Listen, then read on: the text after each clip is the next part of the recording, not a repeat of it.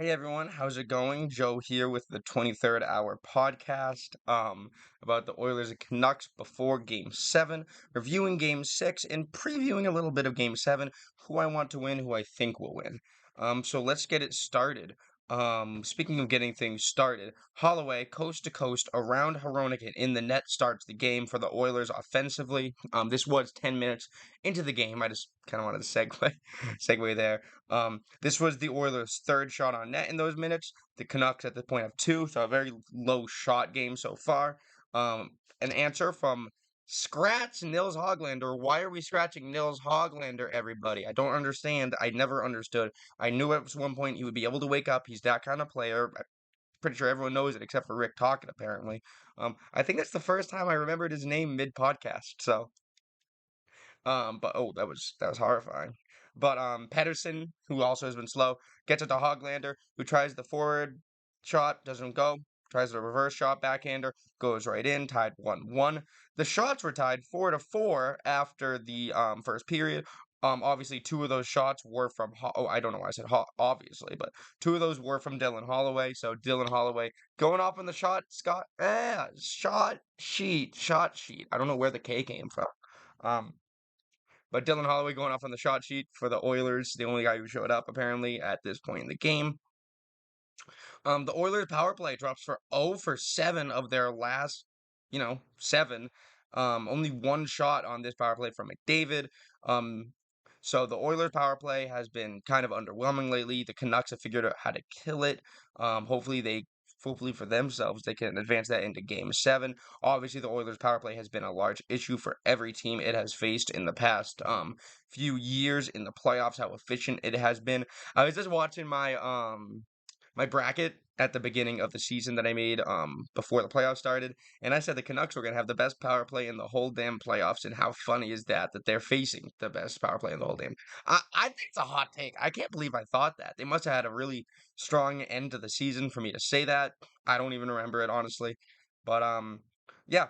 Artur Silovs is able to stop a pair of shots, one from Bouchard and one from Hyman, and then McDavid centers Hyman, who beats Silovs and scores. It was almost saved by Susi. I think Seelov got a bit of it, so it wasn't going in the net fast. It was kind of like woo, into the net, and Susi tried to bat it out of the air. That's why he's a hockey player and not a baseball player. He clearly did not hit it, and the score is 2-1 for the Oilers.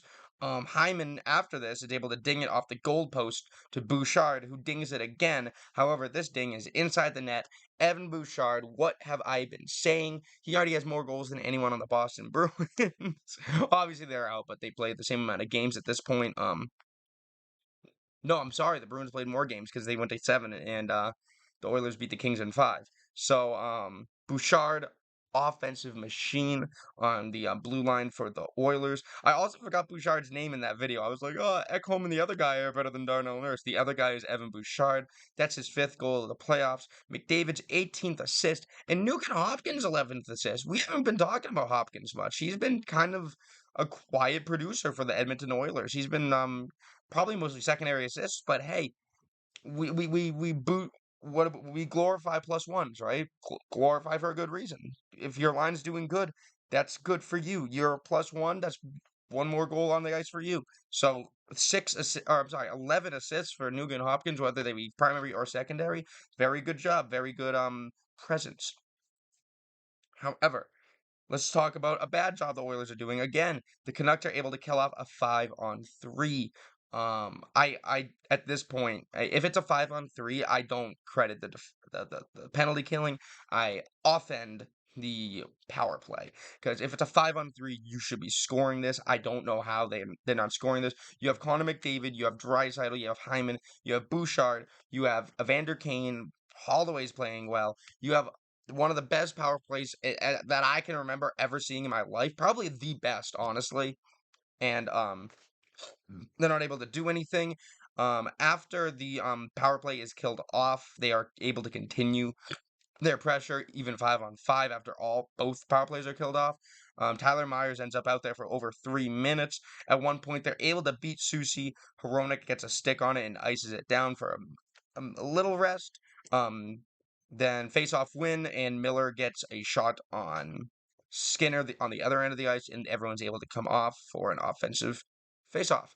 And then the Canucks get a power play, and it blows my damn mind that Pettersson is still on the ship. So because you gave Elias Pettersson that big ass contract, you're gonna play Nils Hogland. You're gonna play him on the power play and scratch Nils Hoglander when they're both putting up the same amount of production. No. And Hogland, like I said, Hoglander wasn't even playing bad. He just wasn't playing good. Pedersen has been playing bad, and it just goes to show you just don't want to look like a fool if you're a GM. You're like, no, Pedersen will get it eventually.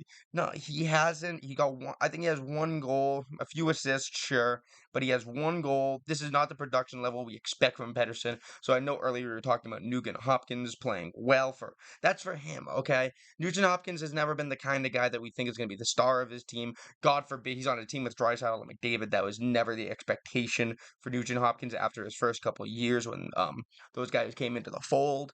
But Pedersen is expected to be the guy in these playoffs. It's been Besser, which we'll get to later. It's been JT Miller. It's been Connor Garland. It's been Dakota Joshua. It has not at all been Pedersen. It really hasn't been Quinn Hughes either. Um, but Pedersen is still out there on the Vancouver power play. They're unable to score. It is still a 3-1 lead for the Oilers after two, and the Nucks only have 9 shots on net.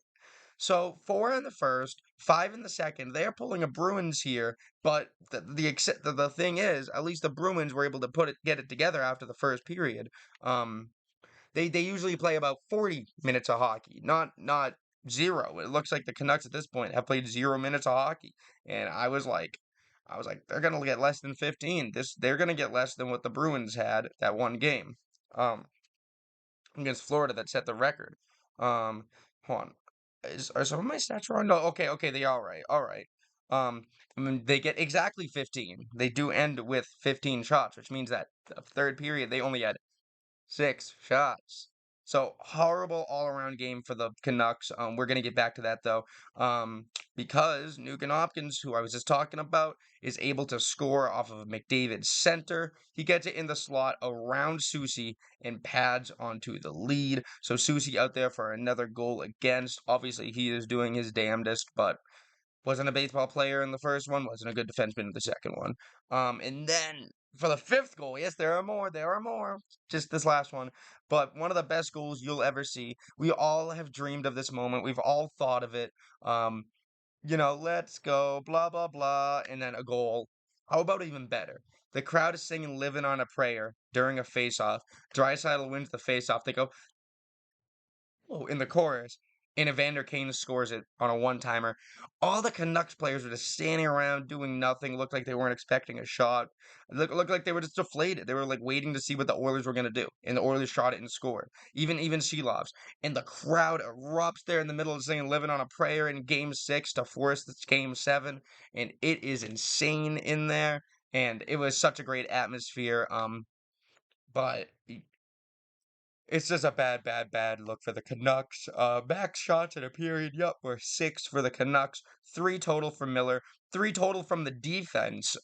So 3 shots from the entire defense, 3 from JT Miller. So JT Miller had a fifth of their shots. The entire defense had another fifth. So 3/5 of the shots, which was 12 shots from everybody else on the offense. Just absolute shit show. Dakota Joshua, I did not know this, is actually leading the playoffs in hits. So you can't get too mad at Dakota Joshua. He had 7 in this game. Zadorov had 4. DiGiuseppe and Podkolzin, who the fuck, also have 4. Um, I forget. Is he in for Mikheyev? I don't know. Mikheyev is so invisible, you don't even know if he's on the goddamn ice. Um, but yeah, no, because the Canucks have been using a few different players. They have that guy. They had Carlson in there for a little bit for Hoglander, which obviously was a mistake. I say it. Everyone says it's crazy that they had Hoglander out of the lineup. But no, Dakota Joshua continues to put the pressure and the hits on the Oilers. This was a very, very physical game. Hyman, Nurse, and Kane also all had 4 shots. Carrick had 7 hits. Vander Kane had 5. I'm sorry, Kane had 6. Darnay had 5. So a very hard hitting game from a lot of the Oilers. It was definitely more physical on their end. The Canucks, you can't allow that to happen. You're down. That's when you get more physical. You should have been more physical to begin with because you were down for most of this game and you did not play a good game of hockey, and it was like you didn't even want it. Now the Oilers clearly wanted it. All right, I think the Oilers win this game even if the Canucks wanted it, but you cannot come out like that in Game 7, Canucks. Speaking of which, let's really quickly talk about Game 7. That is tonight, Monday the 20th. Who do I want to win? So this is a hard question. I said a while ago, if I could give any of these teams the Stanley Cup out of these two, it would be the Canucks. Thank you. It would be the Canucks. I would rather the Oilers advance because they can beat the Stars more than the Canucks can. Um, but I think the Canucks are a team that I prefer more, and I would rather them get their first cup ever. This has been turned on its head. This is how I feel about it now. I would like the Oilers to win. And here's the thing, Canucks fans, don't turn on me. Don't turn on me because I love you. I love the Canucks. I love your players, the team, everything. There's a couple factors, however, that make me want to go for Edmonton more. I feel like Edmonton's window has been open longer. I feel like people are laughing at McDavid at this point. I like McDavid. I like Draisaitl. I really love the culture they have going on there in Edmonton, even if it is just 3 to 4 guys. Bouchard is bumping up the list of the players I like that are not Bruins. So love a lot of these players on the Oilers. Their window has been open. The Canucks window is just opening this year. Obviously, if it was open any time before this, or you claim it was, then you just don't know what you're talking about because they haven't even really been in the playoffs. The Canucks window has just opened. They will have their time. McDavid has had so many opportunities to do this. I think it would be nice if he was finally able to do it. Now, does that mean I want them to win the cup? I don't know. I don't know who I want to win the cup out of the four remaining teams, depending on who makes it between the Oilers and the Canucks. I have different reasons to root for all five of the remaining teams. Yes, even the Rangers, I have my reasons to root for them. That's why I'm happy with these remaining teams. I have no reason to root for the Leafs, no reason to root for the Knights, hardly a reason to root for the Avalanche. I had Parisi, but Leafs and Knights I had no reason to root for. But I have a reason to root for all these remaining teams. However, I think that the Oilers are not less likely to be back, but more likely to be ridiculed from losing in the second round this year than the Canucks. This was a successful season for the Canucks. This would be a justifiably all right ending for the Canucks. It would not be a justifiably all right ending for the Oilers, who came back from down really low at the start of the season, had this big giant ass win streak, has one of the best players of all time on their team, arguably, and they can't get past the conference final. They gotta figure out how to do it eventually, and they gotta get to the conference final this year. Where that rests with Dallas after that, let's cross that bridge if and when we come to it. However, I would like to be in the position to be able to cross that bridge. So that's my number one reason that I want the Oilers to win this game. The number two reason is Brock Besser. Blood clotting. I need to look more into this. I'm not sure. Is this a new thing that's happening? Maybe it's a new thing that people are looking into. It happened to Frederick Anderson earlier in the year. This was the first I heard of it. I was like, what the hell? Now it happened to Brock Besser in the middle of the playoffs at the worst possible time. Brock Besser has been one of my favorite players of these playoffs to watch. Same with Val Nikushkin. And now they both got out before their teams were eliminated, not even with an injury, just with some crazy. I mean, you can call Besser's thing an injury, I suppose. Some might call it an illness. I'm not even sure what the hell it is. It's blood clotting in his leg or something, but it's bad. It's real bad, and it sucks for the Canucks. I don't think it's like a make or break kind of thing in this one particular game for them. Obviously, Besser out there would be so great. He is a great crunch player. If they're down with 1 minute left, if there's one player I want on the ice this year, it's not even Quinn Hughes. It is Brock Besser. He has been excellent with a minute left while down. 6 players on the ice. Brock Besser makes it 7, basically. And he's no longer in the lineup. They're going to have a giant space to fill with him being out of the lineup. I'm not sure if they're going to be able to do it. It'll be tough, especially over the course of a series with Dallas. They have nothing there. We don't even know about Demko for Dallas.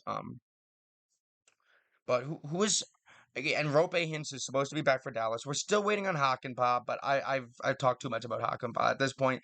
Come back, or I'm not talking about you again. You know what I'm saying? But we're not, we shouldn't even talk about that right now. Right now, we're talking about the Oilers and the Canucks. So I want the Oilers to win. That is not a shot at you, Canucks. I will still be very happy with the Final Four if the Canucks are able to advance. I just would feel very, very bad for McDavid and Draisaitl and company. Not even in company. McDavid and Draisaitl and Bouchard, I would feel bad for. They have been going all out these playoffs. I would feel bad for Evander Kane if he wasn't a living piece of shit human being, but he is. Definitely won't feel bad for Darnell Nurse. But I feel bad for McDavid sevenfold those guys. I'm not feeling bad. So overpowers. Um, but who would I think will win? I'll still take the Oilers. I'll still take the Oilers in this game. They have so much firepower. It's not even about the loss of Brock Besser. It's just the firepower from them. We've seen them be better than the Canucks. And most games in this postseason, the Canucks have been the worst team. Even against Nashville, I think I already said that recently. Um, so I expect the Oilers to be the better team in this game seven, like they have been in most games. I expect them to be firing on all cylinders. It's a lot of pressure for poor Arthur Seelovs. A lot of pressure for Stuart Skinner too. You got to put Stuart Skinner in the equation. He is a minus for the Oilers, which is just unbelievable that it is still a minus for them. That the goaltending is still affecting them like this because God damn it, guys! Figure out your fucking goaltending. One of these days, are you gonna do it? Because I've been a fan of the NHL for like 10 years, and you still haven't figured it out. But I think I've already said that, so I'm not gonna go on repeating myself. At the end of the day, I think the Oilers will win. I want the Oilers to win. Wouldn't be devastated with a Canucks win, but it'll be an interesting game. Everyone loves a game seven, except for two fan bases, the two fan bases that are in, and that is how this stands. But oh, and Leafs. Leafs fans don't like it either. So three fan bases. But that is all. Thank you for watching. Tune in tonight at 9 for the game because it is going to be spectacular. Hopefully it's not a blowout. And hopefully Edmonton is able to pull it off. And the conference finals will begin on Wednesday. I will talk to you tomorrow.